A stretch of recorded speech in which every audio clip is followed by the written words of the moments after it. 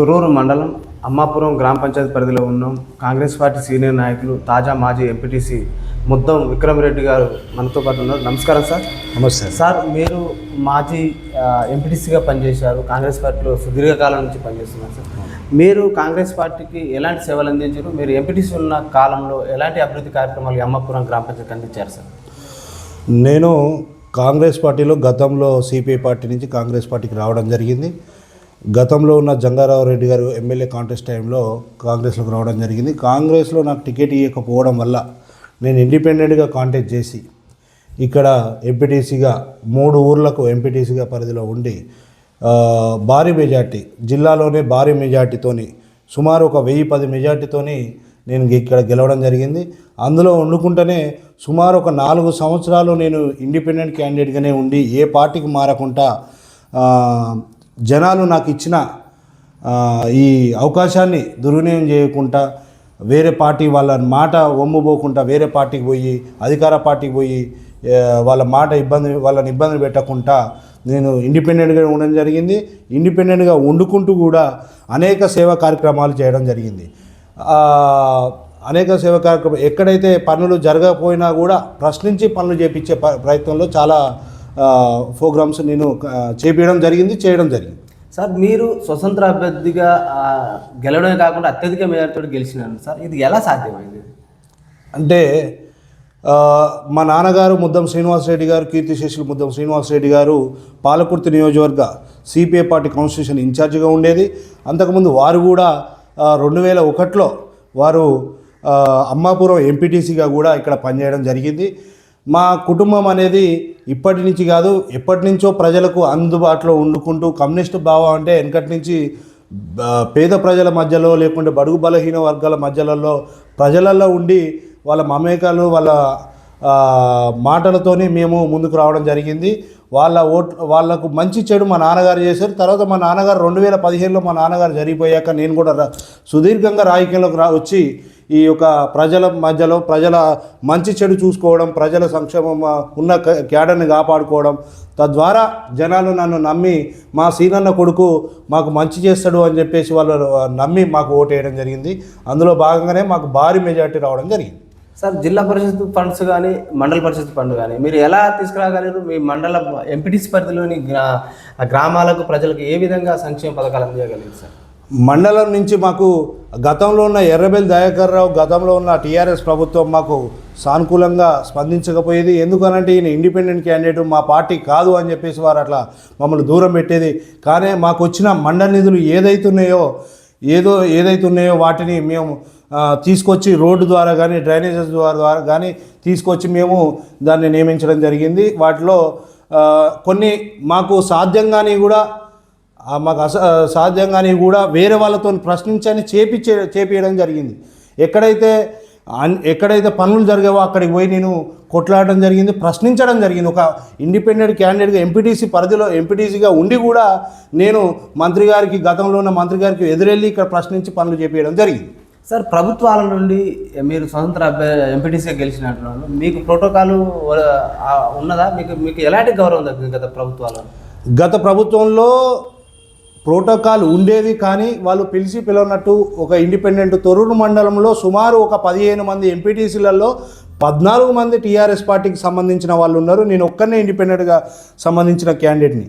అయినా కూడా దయాకర్ రావు మమ్మల్ని ప్రోటోకాల్లో కొన్ని పట్టించుకోకపోయేది, కొన్ని విషయాల్లో పట్టించుకోకపోయినా కూడా మేము ముందుకు పోయేది. ఎందుకంటే ప్రజల ఓట్లు అయితే గెలిచిన వాళ్ళం, ఈ దయాకర్ రావు ఇంకోలో చెప్తే గెలిచిన వాళ్ళం కాదు. కాబట్టి ప్రజల ఓట్లతో గెలిచిన వాళ్ళం కాబట్టి మేము ప్రోటోకాల్ పిలిచినా పిలవకపోయినా అవమానాలు జరిగినా కూడా మేము ముందుకెళ్ళి ఈ యొక్క ప్రోగ్రామ్స్ కానీ విజయవంతం చేయడం జరిగింది. సార్, గత ప్రభుత్వ హయాంలో అంటే గత మాజీ సర్పంచ్ ఆధ్వర్యంలో ఈ గ్రామంలో ఎలాంటి అభివృద్ధి కార్యక్రమాలు జరిగాయి?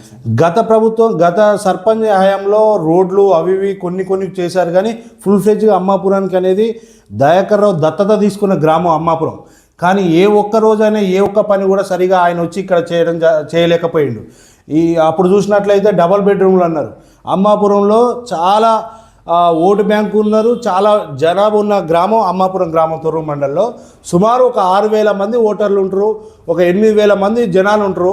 ఇక్కడ అయినా కూడా ఇక్కడ ఏ పని చేయకుండా, ఏ వర్కులు, ఏ రోడ్లు, ఏ ఇల్లులు ఇవ్వకుండా మభ్యపెట్టి జనాలను చాలా కాలంగా అట్లున్నా కూడా వాళ్ళ ప్రభుత్వంలో ఏది జరగలేదు, శూన్యం వాళ్ళ ప్రభుత్వంలో జరిగింది. ఏంది అంటే కొన్ని జరిగినాయి అంటే మేము ప్రశ్నించడం వల్ల నువ్వు ఎందుకు చేయవు, నీ ప్రభుత్వ నిధులు వస్తున్నాయి ఎందుకు చేపియట్లేవు అని మేము ప్రశ్నించడం వల్ల వాళ్ళు పనులు చేయడం జరిగింది తప్ప వాళ్ళు చేసింది శూన్యం అమ్మాపురం గ్రామంలో. ఇంకొకటి ఏంటంటే మీరు అడగపోయినా కూడా ఇంకో క్వశ్చన్ చెప్తున్నా.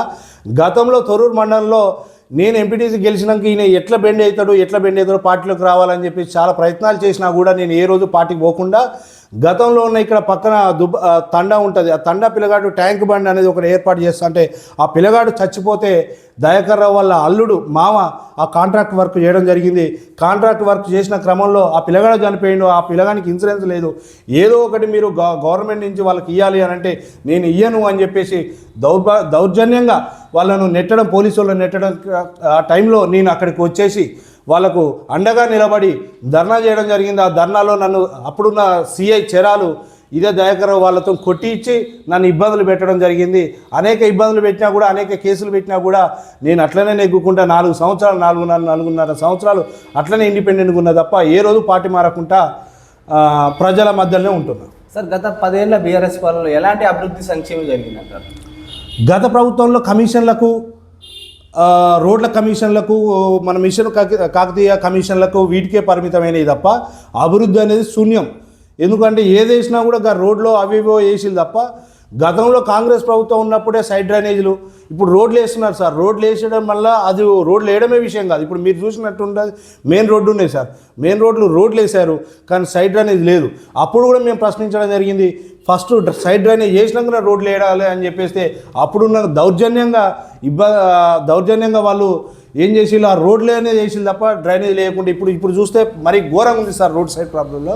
సో వాళ్ళు వేసింది మొత్తం 10 yearsలో వాళ్ళు చేసిన మొత్తం ఒక్క వర్క్ కూడా చేయలేదని నేను చెప్తున్నాను. సార్, ప్రస్తుత కాంగ్రెస్ పార్టీ 6 గ్యారెంటీలు అధికారంలోకి వచ్చింది. ఈ 6 గ్యారెంటీలు ఎలా అమలవుతున్నాయి, ప్రజల్లో ఎలాంటి స్పందన ఉంది? గౌరవశ్రీ మా మంత్రివర్యు మా సీఎం రేవంత్ రెడ్డి గారు మరియు మా మంత్రివర్యులు ఉమ్మడి జిల్లా అధ్యక్షులు, ఉమ్మడి జిల్లా ఇన్ఛార్జ్ మా పొంగులేటి సీనన్న గారు మరియు మా ఎమ్మెల్యే యశేషన్ రెడ్డి గారు, మా కాన్స్టిట్యూషన్ ఇన్ఛార్జ్ జాన్సమ్మ గారు ఆధ్వర్యంలో 100% అంటే గతంలో వాళ్ళు చెప్పింది చేయలేదు, మేము చెప్పినాం, కొన్ని చెప్పని కూడా చేస్తున్నాం. ఏంటంటే మా మంత్రి గారు కానీ, మా ముఖ్యమంత్రి గారు కానీ, మా మంత్రి గారు కానీ సన్న బియ్యం అనేది చెప్పకుండా చేసినాం. కొన్ని ఇప్పుడు ఇందిరం ఇల్లులు వస్తున్నాయి, ఇప్పుడు బోనస్లు పడుతున్నాయి, మరియు రైతు భరోసా వస్తుంది, అనేక ఫ్రీ బస్ వస్తుంది, ఉచిత కరెంటు వస్తుంది, అనేక సేవలు ఉన్నాయి. అనేక 6 గ్యారెంటీలో చాలా చేశాము. ఇంకా 1-2 ఉంటే అతి త్వరలో ఇంకా 3-4 సంవత్సరాలు 3 సంవత్సరాలు మాకు సమయం ఉంది కాబట్టి అందులో 100% మా ముఖ్యమంత్రి గారు చేస్తారని మాకు చాలా నమ్మకం ఉంది. అది కంపల్సరీ అవుతుంది. సార్, రైతులు మా దృష్టికి తీసుకొచ్చిన సమస్య రైతు రుణమాఫీ 2 లక్షల రుణమాఫీ పూర్తిగా కాలేదని కొంతమంది రైతులు ఆవేదన వ్యక్తం చేస్తున్నారు. వాళ్ళకి అయ్యే అవకాశం ఉందంటారా? రుణమాఫీ అనేది చాలామందికి సార్ 2 లక్షల వరకు పరిమితం ఉన్న వాళ్ళకే అయ్యింది, అది వాస్తవం. కాకుండా ఏంటంటే వాళ్ళ రేషన్ కార్డులో లేకుండా వాళ్ళ ఆధార్ కార్డులో ఏమైనా మిస్టేక్ ఉండడం వల్లనో, లేకుంటే వాళ్ళ అకౌంట్లలో కొంచెం ఎక్కువ ఉండనో తక్కువ ఉండనో అట్లా ఆగినాయి తప్ప మ్యాక్సిమం ఫుల్ ఫ్లెజ్గా ఒక 80% అయితే ఉన్నది చెప్తున్నాం. 80% అయితే మ్యాక్సిమం చేసినాం సార్. 100కు ఒక 80% మాత్రం చేయడం జరిగింది. సార్, రాజీవ్ యువ వికాసం అనే పథకం పెట్టారు సార్. అంటే ప్రజల నుంచి వస్తున్న, యువకుల నుంచి వస్తున్న ప్రధానమైన సార్ సివిల్ స్కోర్ చూస్తున్న వారికి ఏమైనా సివిల్ స్కోర్ కాకుండా ప్రభుత్వం వాళ్ళకి ఏమైనా సానుకూలంగా, అంటే సివిల్ స్కోర్ కాకుండా వాళ్ళకి రుణాలు అందించే అవకాశం ఏమైనా ఉందంటారా? సివిల్ స్కోర్ అనేది వాళ్ళు ఏదో బయట వాళ్ళు టీఆర్ఎస్ వాళ్ళు వీళ్ళు చెప్పే మాటలు తప్ప సివిల్ స్కోర్ అనేది ఒక విద్యార్థికి కానీ ఇంకోళ్ళకి కానీ ఒక చదువుకున్న ఎడ్యుకేటెడ్ పర్సన్కి కానీ సివిల్ స్కోర్ ఉండాలని ఉండదు. చాలా పేద కుటుంబాల నుంచి కూడా వచ్చి ఉంటారు, వాళ్ళు సివిల్ స్కోర్ మెయింటైన్ చేయాలని చేయలేరు. కాబట్టి అలాంటి తప్పుడు సమాచారం, అలాంటి ఏం లేదు. ఎవరికైనా ఏదైనా ఎవరైతే అర్హులైతారో, నిజంగా అర్హులైతారో వారికి మాత్రం ఈ రాజు వికాస్ ఇవ్వడానికి ప్రభుత్వం చాలా స్పష్టంగా చెప్పడం జరిగింది. సార్, గత ప్రభుత్వంలో అంటే ఎమ్మెల్యే ఓడిపోవడానికి కారణం ఈ కాన్స్టిట్యూన్సీ గత ప్రభుత్వంలో అహంకారం, ప్రభుత్వ దుర్వినియోగం, అంటే కొంతమంది ప్రజాప్రతినిధులను లెక్క చేయకపోవడం, ప్రజల్ని పట్టించుకోకపోవడం వల్లనే. ఇంకొకటి ఏంటంటే 3 సార్లు వాళ్ళే గెలిచిరు కాబట్టి ఒకసారి మార్పు చూద్దామని జనంలో మార్పు చేయడం జరిగింది. ఇంకొకటి ఏంటంటే మా జాన్సమ్మ కానీ, మా యశస్విని రెడ్డి గారు ఎమ్మెల్యే గారు కానీ అనేక సేవలు సుమారు 30 సంవత్సరాల నుంచి ఇక్కడ అనేక సేవలు చేయడం జరిగింది. అందులో భాగంగానే డబుల్ బెడ్రూమ్లు వాళ్ళ సొంత గ్రామం అయిన చెర్లపాలెం గ్రామానికి 2 ఎకరాలు డబుల్ బెడ్రూమ్లకు ఫ్రీగా వాళ్ళు ఇవ్వడం జరిగింది. అందులో భాగంగానే 100 పడకల ఆసుపత్రి కోసం గవర్నమెంట్ హాస్పిటల్ వారే కట్టియడం జరిగింది. ఇవన్నీ అనేక సేవలు చూసి జనాలందరూ అరే గెలవక ముందుకే ఇంత సేవ కార్యక్రమాలు చేసి రేపు గెలిస్తే మనకు అనేక సేవలు చేస్తారనే ఉద్దేశంతోనే వారిని నమ్మి ఓటేయడం జరిగింది సార్. సార్ ఈ ఈ కాన్స్టిట్యూన్సీ నుంచి గెలిచిన ఎమ్మెల్యే గారి ఆధ్వర్యంలో ఎలాంటి అభివృద్ధి కార్యక్రమాలు జరుగుతున్నాయి సార్? అనేక కార్యక్రమాలు జరుగుతున్నాయి సార్. ఎస్సీ కార్పొరేషన్ లోన్లు కానీ ఇందిరా మిల్లులు కానీ ఇప్పుడు మీరు చూస్తున్న ఇప్పటిదాకా నేను చెప్పిన ఇండ్లు కానీ అండ్ చాలా ఇది రాజు వికాస్ కానీ ఇవన్నీ అనేక సేవలు. అసలు మా ఎమ్మెల్యే గారు మా జాన్సమ్మ గారు మాకు పేరుకే ఒకరే, అంటే అన్ని జిల్లాల్లో అన్ని కాన్స్టిట్యూషన్లో ఒకరే ఎమ్మెల్యే ఉంటారు కానీ మాకు 2 ఎమ్మెల్యేలు. ఎందుకంటున్నా అంటే నిరంతరం మా ఎమ్మెల్యే గారు ఒక సైడ్ తిరుగుతారు, ఒక మండలాలు తిరుగుతారు, మా ఇన్ఛార్జ్ గారు ఒక మండలాలు తిరుగుతారు. ఎప్పుడు నిరంతరం ప్రజల మధ్యలోనే ఉండి నిరంతరం ప్రజల కాడికి పోయి వాళ్ళ సమస్యలు తెలుసుకొని వాళ్ళ సమస్యలను పరిష్కరించడానికి వాళ్ళు కృషి చేస్తున్నారు. అందులో భాగంగానే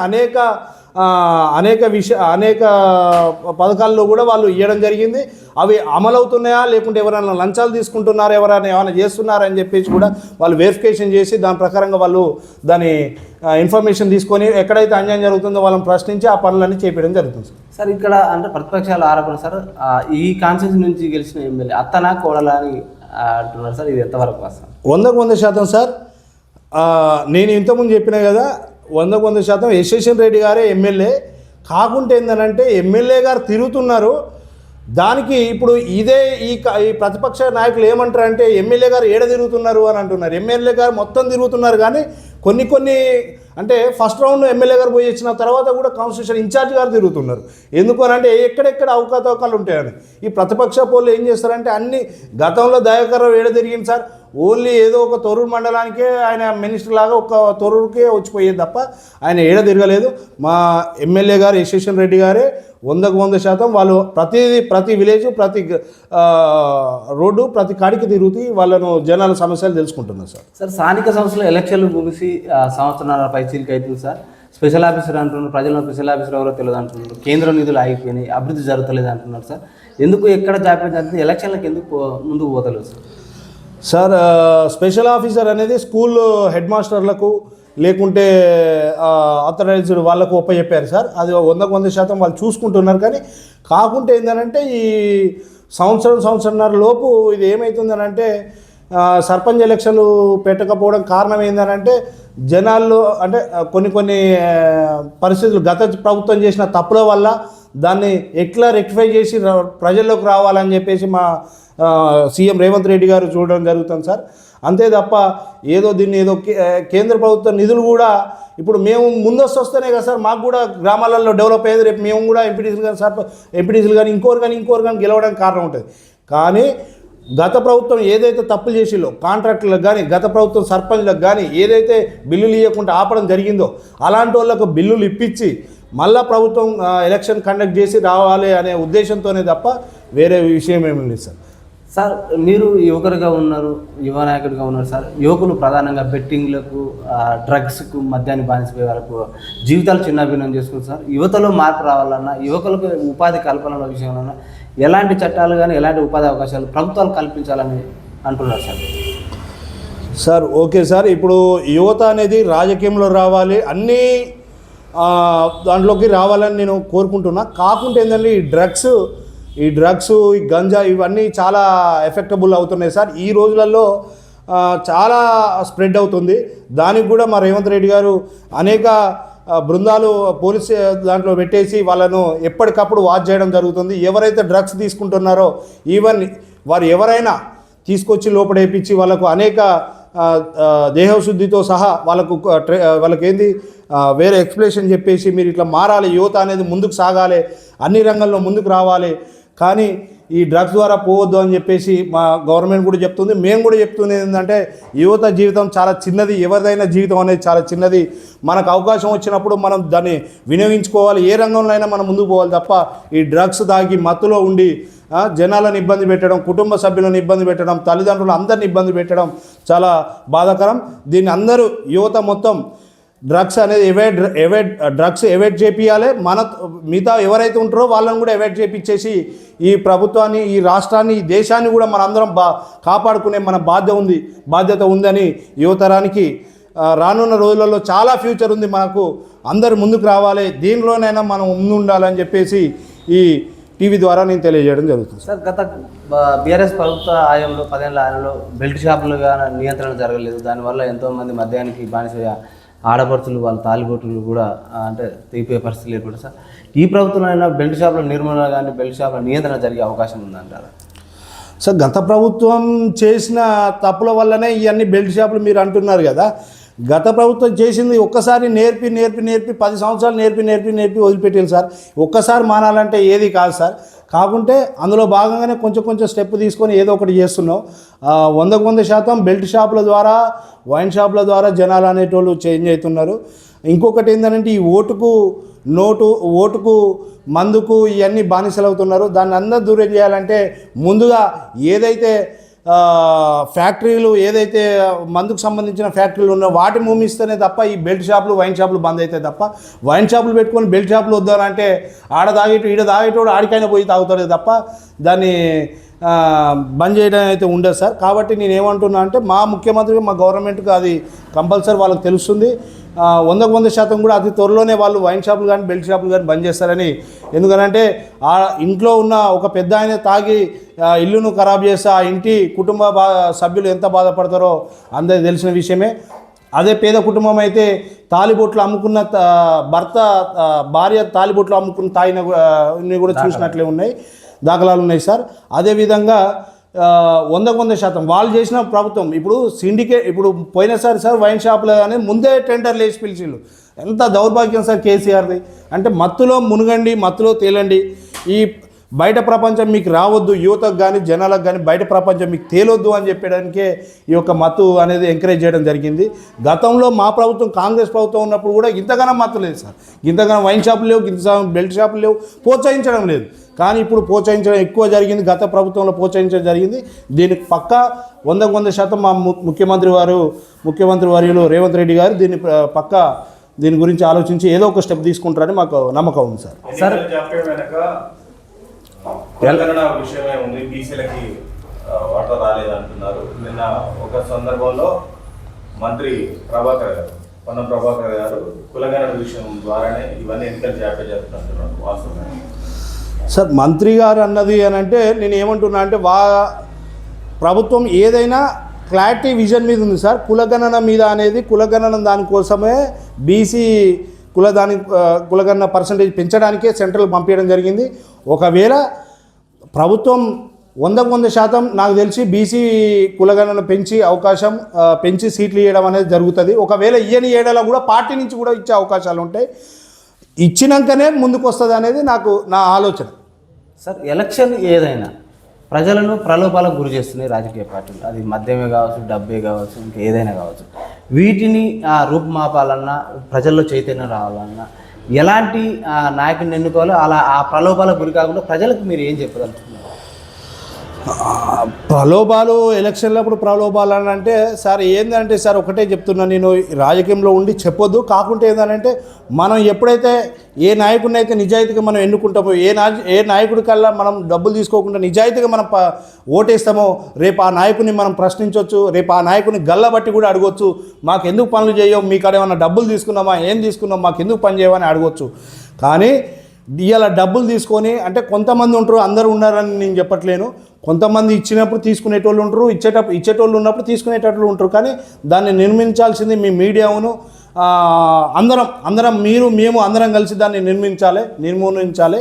ఎందుకు అని అంటే యువత పక్కదారిలో పడుతుంది. ప్లస్ ఇంకొకటి ఏంటంటే ప్రజలు కూడా డబ్బు, మద్యం ఇదే లెక్క, మాకు ఈ 5 రోజులకు ఇదే మా లెక్క అనే కాన్సెప్ట్లో కొంచెంమంది వాళ్ళకు ప్రలోభాలు చేస్తారు తప్ప ఏం లేదు సార్. పాపం ప్రజలు నిజాయితీగా వాళ్ళు 100% వాళ్ళు కరెక్ట్గా ఉన్నారు సార్. కాకుంటే ఏంటంటే వీళ్ళు కొంతమంది వచ్చి కొంతమంది లీడర్లు, డబ్బున్న లీడర్లు వచ్చి వాళ్ళ ప్రలోభాలను పెట్టి వాళ్ళకి మంది ఇచ్చి ఇగో పైసలు తీసుకో అది ఇది అని చెప్పి వాళ్ళని ఇబ్బంది పెడతారు తప్ప ప్రజల తప్పేం లేదు సార్. 100% ప్రజలు కరెక్ట్గానే ఉన్నారు.